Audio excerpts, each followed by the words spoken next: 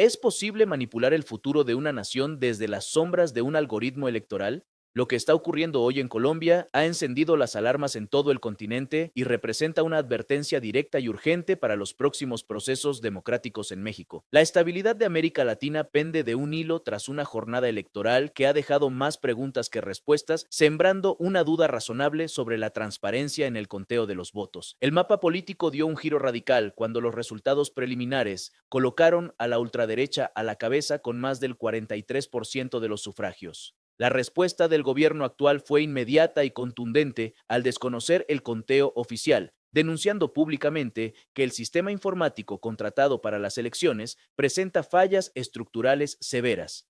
Esta preocupante situación ha colocado a las instituciones en su punto de máxima tensión histórica. La denuncia central apunta a un desfase técnico de 800,000 personas en comparación con el censo oficial, además de la presunta inyección de cientos de miles de sufragios falsos en mesas específicas. Este escenario pone bajo la lupa a las grandes corporaciones de asistencia logística tecnológica que operan en diferentes países de la región. El fantasma de la manipulación digital deja de ser una teoría conspirativa para convertirse en un riesgo real que México debe analizar. Desde el Palacio Nacional, la presidenta Claudia Sheinbaum ha lanzado un enérgico llamado a llegar hasta las últimas consecuencias en la investigación de este posible fraude. ¿Cuál es su opinión sobre el resultado de las elecciones en Colombia, que van a ir a segunda vuelta, pero que aún así el candidato de la ultraderecha le sacó una ventaja mínima al candidato de la izquierda? Bueno, ya hubo una denuncia por parte del presidente Petro, ¿no?, que hay que estar atentos del conteo de los votos, que más allá de, obviamente, reconocer la autodeterminación del pueblo de Colombia, pues es importante leer lo que dice el presidente Petro. Y allá hay segunda vuelta, entonces hay que esperar también a la segunda vuelta. Gracias, presidenta. Buen día. Bueno, vamos acá a ver. Buen día, presidenta Sheinbaum. Manuel Pedrero, de Reporteros MX. Rápidamente con el tema de Colombia, un poquito más sobre la postura oficial del gobierno, porque sí se han estado denunciando varias irregularidades, no solamente por parte del gobierno del presidente Petro, sino que también embarazaron urnas. Hay más de 1 millón de boletas que no han sido registradas por el propio Instituto Electoral colombiano, y es un componente importante decirlo, que por parte de los observadores electorales, en el caso de la representación de México, pues se encuentra Alejandro Moreno Cárdenas, presidente del PRI, quien está dando por buena la elección allá, y no sería la primera vez que en un proceso electoral latinoamericano donde la ultraderecha o el candidato de derechas pues llega o tiene esto a través de los algoritmos electorales, Alejandro Moreno asiste justamente para convalidarlos como si fuese una especie de autoridad moral o referente electoral en la región, presidenta. Hola, muy buenos días. Estamos aquí en Medellín, en Colombia, reportando desde un centro de votación, receptor de votos, la gente participando de manera tranquila, de manera pacífica. Hoy, como ustedes ven, día de jornada electoral aquí en Colombia, y lo mismo reportan desde Bogotá. La gente está participando, está votando, y nosotros en esta observación de misión electoral desde la COPAL estaremos siempre para fortalecer los procesos democráticos de cada país. Muy buenos días y seguiremos. No, bueno, pues habla por sí solo, ¿no? Esa representación. Es un chiste que se cuenta solo. Tiene que privar siempre la voluntad del pueblo en cualquier elección. Y es importante lo que está diciendo el presidente Petro, de que no fue un conteo limpio. Entonces es importante escucharlo, analizarlo y respetar siempre la voluntad popular. Entonces nosotros, como siempre, vamos a mantenernos escuchando, y obviamente pues hay una afinidad a las propuestas y lo que representa el partido del presidente Petro y a Iván Cepeda.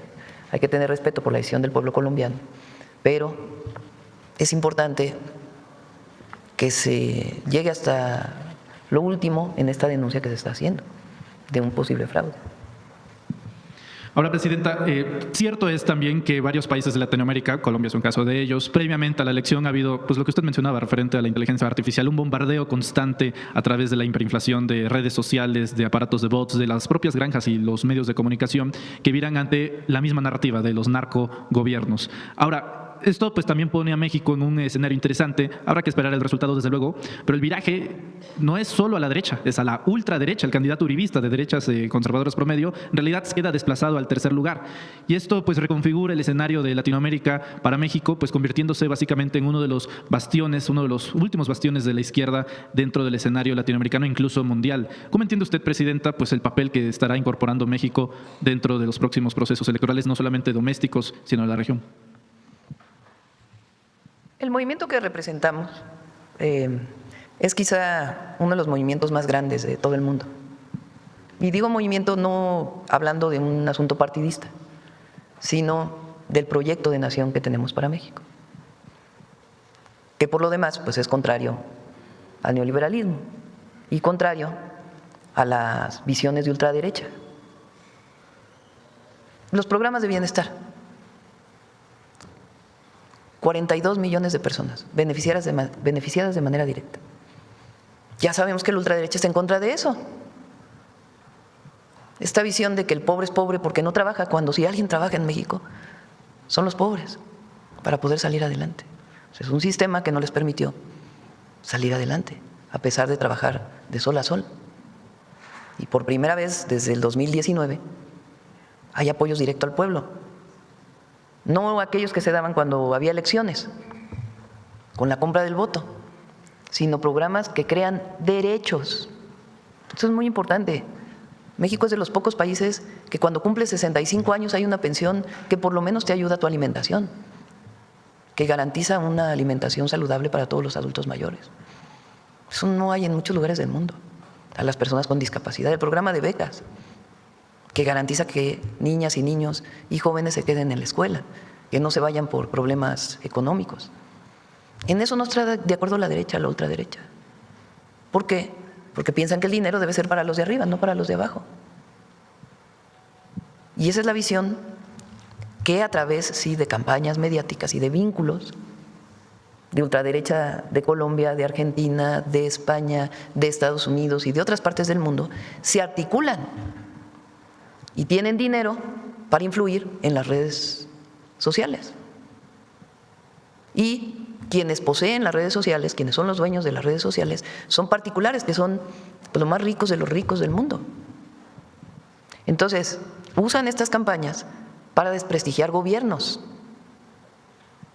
Esto de narcogobierno ya venía, ¿se acuerdan? Desde la campaña del 24, desde antes.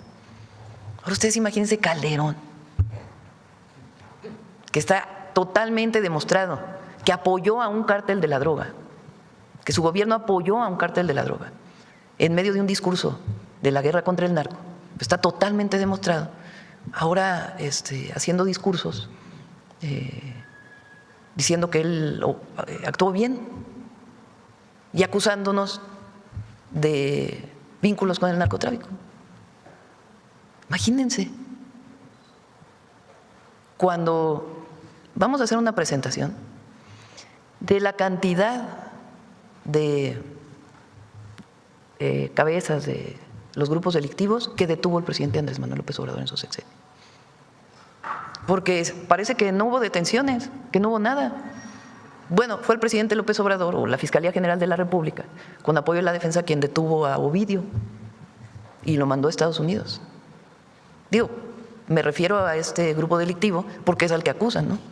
Cuando ese grupo delictivo fue el que se alió a Felipe Calderón. Nosotros no establecemos ninguna relación, ninguna, absolutamente ninguna relación de contubernio con nadie. Y actuamos para beneficio del pueblo de México siempre, buscando la construcción de la paz, no hacer la guerra, que es muy distinto. Buscamos siempre la construcción de la paz.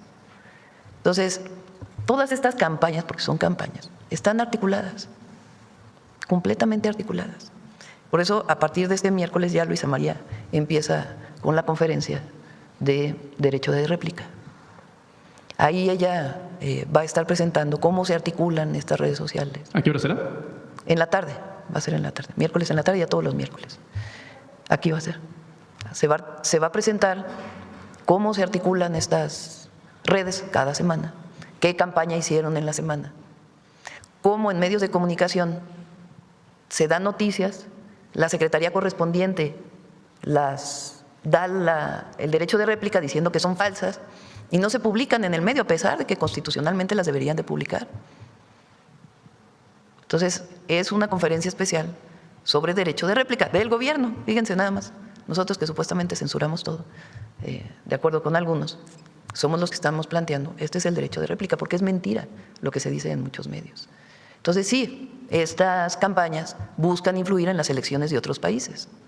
Y no son, y vienen de fuera, vinculados con la ultraderecha en los países.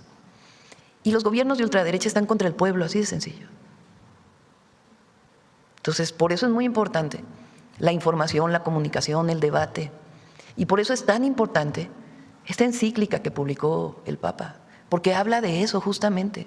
Es decir, no es solo la presidenta quien lo está planteando. Una figura como el Papa está llamando la atención al mundo entero de esta circunstancia que estamos viviendo. Entonces, por eso es importante debatirlo, por eso es importante abrirlo, por eso es importante decir las cosas de manera directa, sin zigzagueos. Y que el pueblo de México sepa, porque no es un asunto de que queremos pelearnos con Estados Unidos, que estamos buscando siempre la mejor relación, pero tenemos que decir cuáles son los límites. Y la mejor forma de expresarlo, pues es que no es solo la presidenta, es la gran mayoría del pueblo de México que está con el gobierno, que está diciendo así, no. Porque los gobiernos que no tienen ningún respaldo popular, pues son distintos a los gobiernos que tienen respaldo popular. Y nuestro gobierno tiene respaldo popular porque estamos cerca del pueblo siempre y decimos la verdad. Al respaldar formalmente las dudas de su homólogo colombiano, México adopta una postura de máxima vigilancia. La mandataria advirtió sobre la existencia de campañas mediáticas globales y flujos de financiamiento internacional diseñados específicamente para desestabilizar gobiernos mediante el uso de redes sociales. La lección para México es clara: la confianza ciega en los sistemas informáticos electorales puede ser el talón de Aquiles de cualquier democracia moderna. Mientras la izquierda colombiana exige una auditoría manual, acta por acta, y espera el veredicto definitivo de los jueces de la República, el espejo de este conflicto nos obliga a cuestionar qué tan blindados están nuestros propios sistemas. La batalla por la transparencia apenas comienza y el desenlace de esta crisis definirá las reglas del juego.